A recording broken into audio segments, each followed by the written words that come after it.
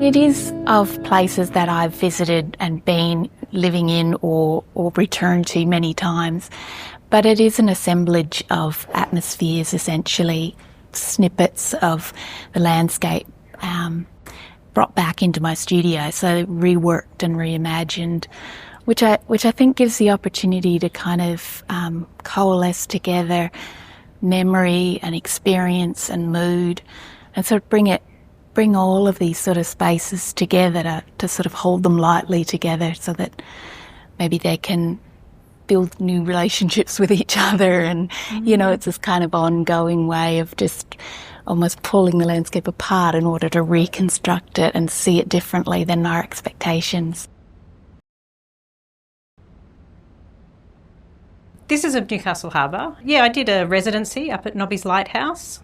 It was a very aerial view, I guess, from the top there, and so you're looking down on the harbour, and it's busy and it's bustling, and there's coal ships and there's leisure craft and ferries and there's the dog beach, and it's just action packed all the time. And I guess I'm always trying to find that energy, the movement, rather than just sort of representing what I see. Even though this one, I feel like it's clearly a landscape, it's clearly water. You know, I bring in colours to suggest things, so the black of the coal ships and the red. You know, you've got the foliage and the green. So it's just giving an overview. You know, it's not a scene, it's not an actual view. It's just all the different elements tied in one.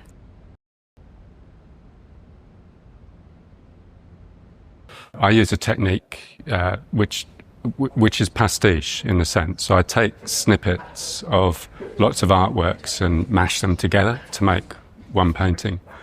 So I come, in fact, from a minimal abstract school of painting. For a long time, that's how I painted, grids, squares of colour. And they're profoundly important to me because, of course, as we all know, those abstract elements in any painting allow us space for something else to emerge, which we don't fully know or understand or can't completely rationalise, but are nonetheless compelling. The source of the imagery is, I've been doing some CT scans of flowers, but I also did rocks, and then took these CT scans of rocks and processed them through medical imaging software using the lung preset of the medical imaging software, and then manipulated them in Photoshop to create this image. And the idea behind the work is, you know, using a diagnostic tool for the body that's usually about the health of our bodies as a way to represent the landscape draws these connections between not just science and art and history, but the idea that we are profoundly dependent on the state of the environment for our own health as well. So bringing together the medical, the historical, art and science. This one is something that I've done over years and years and years of work. You put them away, you bring them out, put them away, you bring them out, and slowly things happen and change, and what's underneath is something completely different from what you're seeing now. And the thing is to get layers and layers and layers of different times that you've worked on it.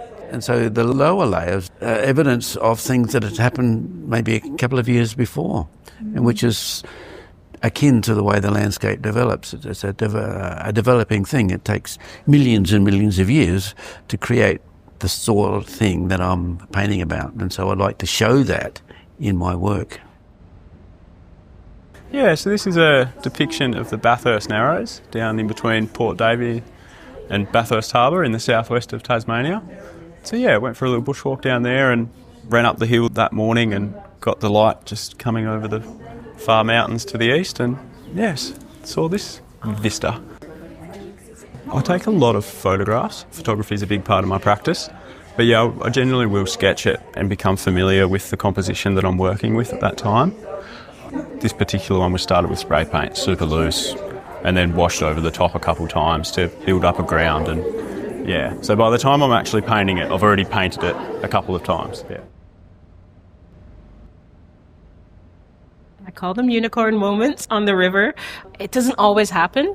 And it's not even something I can look for, actually. You just have to be in the right place at the right time, and your whole spirit has to be open to the landscape as well.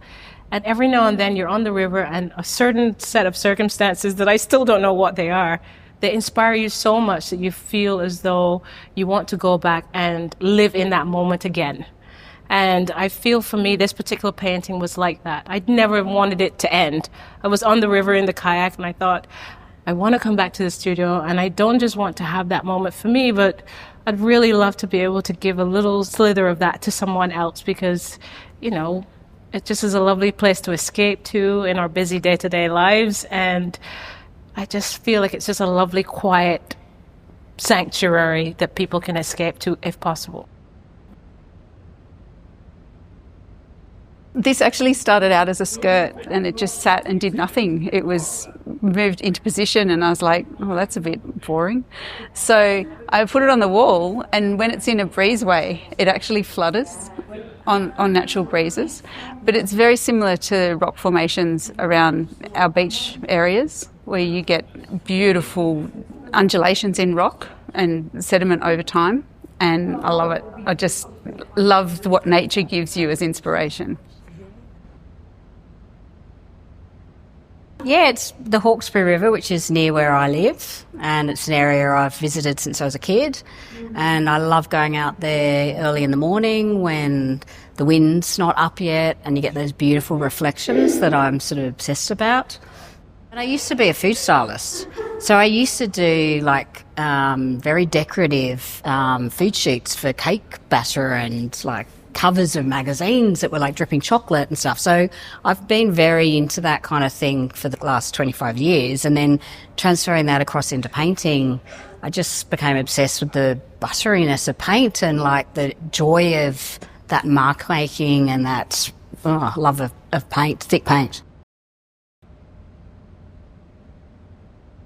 I've been working for about 12 months with two other artists, John Wolseley and a Scottish artist, Ian Westacott, and we've been focused on an area of Western Victoria, in the Wimmera of Western Victoria, where there are magnificent, ancient, big gum trees. We're glamping it, I suppose one might say. We've hired different sort of vehicles. We've been a few times now, and we pull up by the riverbank and put out the solar panels and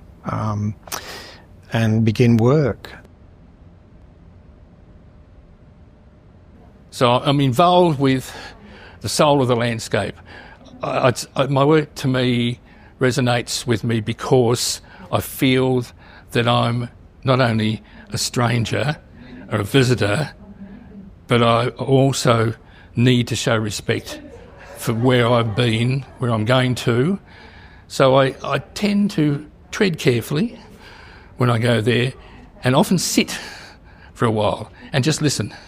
Say nothing to anything. Bird call, yes, good, bit of wind and whatever. But I try and imagine myself often in that landscape hundreds of years ago. What it would be like, especially with First Nations people, the original and the custodians of this landscape. It's a place that's quite special to me. It's a place that my husband and I purchased almost 2 decades ago in the Gippsland area. What I've tried to capture is this idea of permanence and change. It's kind of a paradox. So if you're to notice change, you need something permanent that can either be the passing of time or people that notice that change. So that was kind of what I was thinking about when I started painting this place, which is very familiar to me, and a place that we've accumulated a lot of memories over time.